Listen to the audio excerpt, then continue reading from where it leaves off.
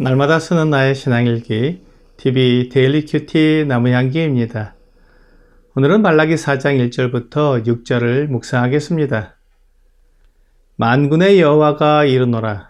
보라, 용광로 불같은 날이 이르리니 교만한 자와 악을 행하는 자는 다 지푸라기 같을 것이라.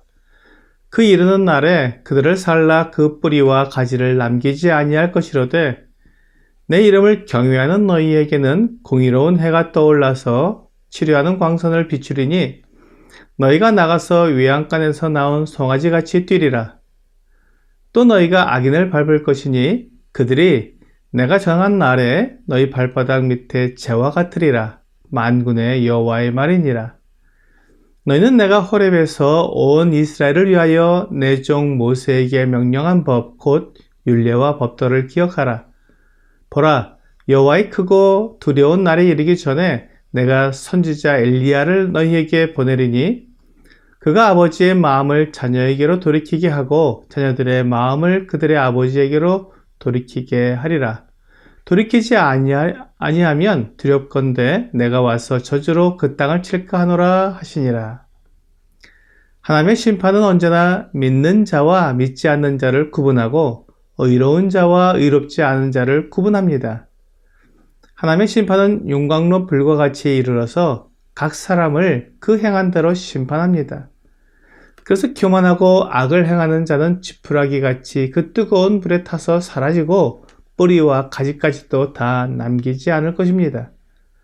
하나님의 심판 전에는 교만하고 악을 행하는 자가 더 잘 살고 더 복을 받은 것처럼 보이지만 하나님은 정의의 하나님이십니다.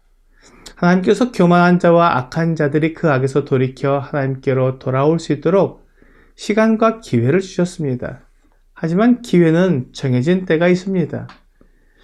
이제 그 때가 다 되었고 하나님의 심판이 이르는 것입니다. 하나님께서 악한 자와 의로운 자를 구분하시기 때문에 악한 자는 용광로 불에 사라질 것이지만 하나님의 이름을 경외하는 사람들에게는 공의로운 해가 떠올라서 치료하는 광선을 비출 것입니다. 이것이 정의의 하나님의 심판입니다. 하나님을 경외하는 자에게는 치료와 기쁨이 넘치게 될 것입니다. 그들의 고통과 고난과 괴로움을 다 없애주시고 기쁨과 즐거움을 허락해 주실 것입니다. 그래서 마치 외양간에서 나온 송아지같이 뛸 것입니다. 어린 송아지가 들에서 뛰노는 모습을 상상하면 그 역동적인 모습이 그려집니다. 그렇습니다.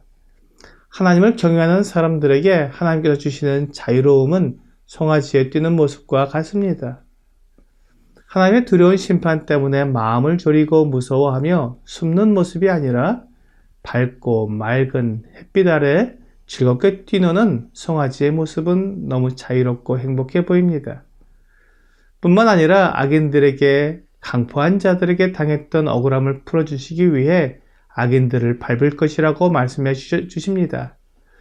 하나님께서 정하신 날에 악인들은 우리의 발바닥 밑에 재와 같이 될 것입니다. 마태복음 16장 27절은 인자가 아버지의 영광으로 그 천사들과 함께 오리니 그때에 각 사람이 행한 대로 갚으리라 라고 말씀하고 있습니다. 주님께서 아버지의 영광으로 오셔서 각 사람들을 그들이 행한 대로 갚아주실 것입니다. 그때 하나님을 불의하다고 외치던 악한 사람들, 믿지 않는 사람들은 그 입을 가리고 부끄러워할 것입니다. 이제 하나님께서 말라기 선지자를 통해 말씀하시고자 하시는 내용을 정리해 주십니다. 하나님이 이스라엘 백성들에게 원하시는 것은 하나님께서 그 백성들에게 주신 그 율례와 법도를 지키는 것입니다. 그 백성들이 하나님의 법을 기억하고 그것을 지키며 순종할 때 하나님께서 그들을 받아주시고 그들을 하나님의 보배로 삼아주실 것입니다. 하나님은 사람들이 망하는 것을 기뻐하지 않으십니다. 에스겔 33장 11절은 너는 그들에게 말하라. 주 여호와의 말씀이니라. 나의 삶을 두고 맹세하노니 나는 악인이 죽는 것을 기뻐하지 아니하고 악인이 그의 길에서 돌이켜 떠나 사는 것을 기뻐하노라. 이스라엘 족속아 돌이키고 돌이키라. 너희 악한 길에서 떠나라. 어찌 죽고자 하느냐 하셨다 하라 라고 말씀하고 있습니다. 이것이 하나님의 마음입니다. 하나님께서 사람들을 사랑하시기 때문에 그들이 멸망하고 죽는 것을 기뻐하지 않으십니다. 사람들은 자기를 미워하고 괴롭히고 떠나는 사람이 망하고 잘못되는 것을 기뻐하기도 하지만 하나님은 사람들이 망하고 죽는 것을 기뻐하지 않으시고 돌이켜 생명으로 나오는 것을 기뻐하십니다. 하나님은 우리에게 생명을 주시는 분이십니다. 그러므로 하나님께서 모세를 통해 주신 율례와 법도를 지켜 생명의 길로 나와야 합니다. 하나님께서 이 심판의 날이 이르기 전에 선지자 엘리야를 보내신다고 말씀하셨습니다. 선지자 엘리야는 회오리 바람 가운데 하늘로 올라간 선지자입니다. 그는 이미 오래전의 선지자인데 그가 다시 올 것이라고 말씀하셨습니다. 주 예수님은 마태복음 11장 13절과 14절에서 모든 선지자와 율법이 예언한 것은 요한까지니 만일 너희가 즐겨받을진대 오리라 한 엘리야가 곧 이 사람이니라 라고 말씀하시므로 세례 요한이 엘리야라고 말씀해 주셨습니다.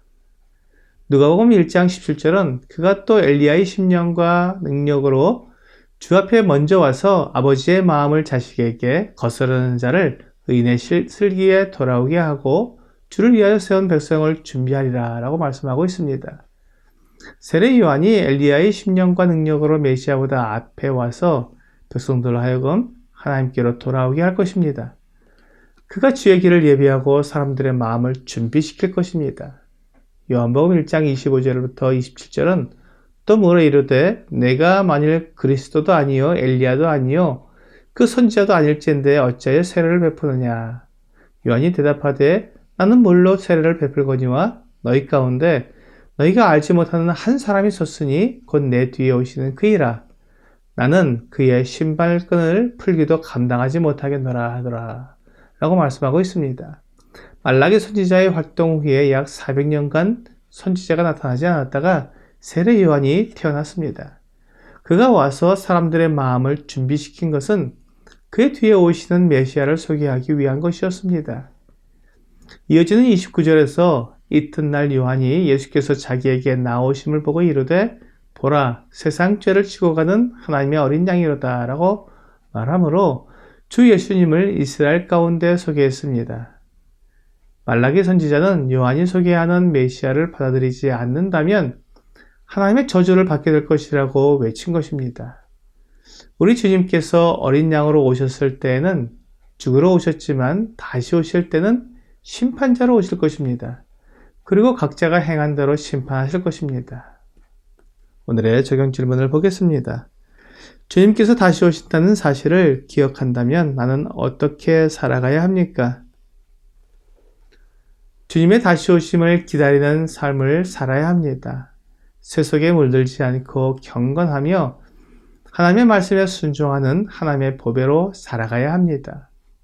오늘 선지자 엘리야를 보내 사람들의 마음을 돌이키시는 하나님의 마음을 알아 하나님께로 돌이켜 하나님과 동행하는 여러분과 제가 되기를 주 예수님의 이름으로 기도합니다.